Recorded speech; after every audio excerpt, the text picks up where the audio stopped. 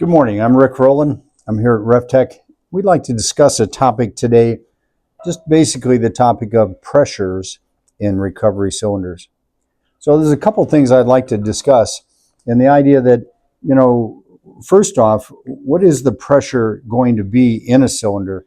So if we discuss how we might get gas in a cylinder and what the pressures might be, let's get started. One of the things we talk about is pressure itself.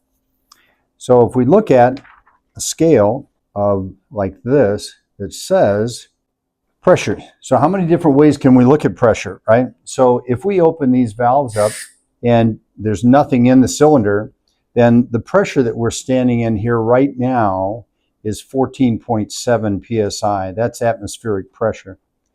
But it also could be looked at as in vacuum. So if somebody had a set of gauges and they were open to this atmosphere, the gauge would read 0, whether it be PSI or inches of mercury. Normally the vacuum in a cylinder would be measured by inches of mercury, but the pressure would be PSI G for a gauge. So the other thing that people do too that we should get familiar with, if we're going to vacuum this cylinder out, we should be associating microns. So right now, if the pressure that we're at here today, if this valve were open, in that cylinder, we'd have 760,000 microns. So let's do a good practice. We're going to clean this cylinder out before we start to put gas in it. So what we would do is hook a vacuum pump to it, and we would start to evacuate this. So when we do that, the pressure in the cylinder on a gauge would go from 0 and start to count down in inches of mercury. When it gets down to a perfect vacuum, theoretically, it would be at 30 inches of vacuum. And also the 760,000 microns would be down to 0. Now that's hardly an attainable number, but in the refrigeration industry, 500, 400 microns is a good practice. So if we were going to recover this and getting ready to put refrigerant in the cylinder, if we brought it down to 1,000 to 500 microns, that's really a good job. So one of the things I want to help people understand is that somebody says, is there liquid in this cylinder? When I start adding refrigerant to it, when would liquid start to build up in this cylinder? So the next thing I want to show you would be the idea that we're going to add refrigerant by this little chart here. So we did a good job, and we vacuumed this cylinder out to 30 inches of mercury. So I'm going to put a source of refrigerant into that cylinder and start to add it into the cylinder. As I do, if I'm watching my gauge, and we should get a gauge to show this, and that I would be going from 30 inches of mercury, it starts up 15 inches of mercury. I'm putting refrigerant in this cylinder. If I get to 0 inches of mercury, that means I'm basically at atmospheric pressure. I keep adding refrigerant. That gauge keeps going up.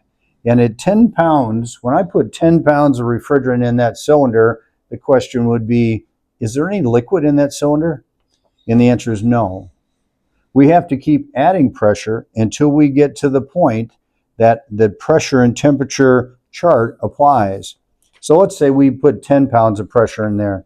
So with 10 pounds of pressure in there, you wouldn't have any liquid. Let's use 410 as a reference, until you get to, if you look at the pressure and temperature chart, this is something specific to any particular refrigerant, assuming it is all 410.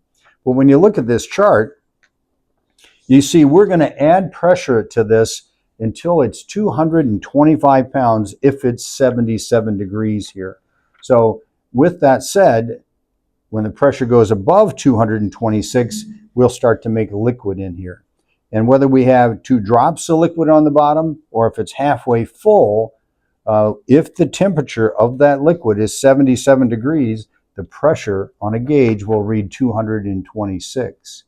So that's a little confusing to people sometimes, because if we have 10 pounds of liquid in the bottom, or if we have an 80% full tank, if the temperature is 77, that refrigerant 410 will have a 225 pound pressure.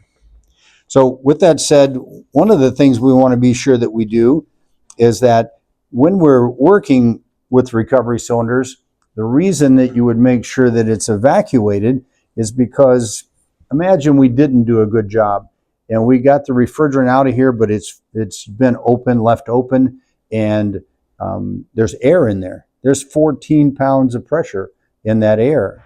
So if I don't evacuate that air and I start with that pressure in there, all that temperature pressure chart, when I make a drop of liquid in here, I'll be about 15 pounds of pressure off, because it's an additive factor in the idea that the air pressure is going to add to the refrigerant pressure. So then when you start seeing systems operate, the pressures are all too high because I let that air mix with my refrigerant.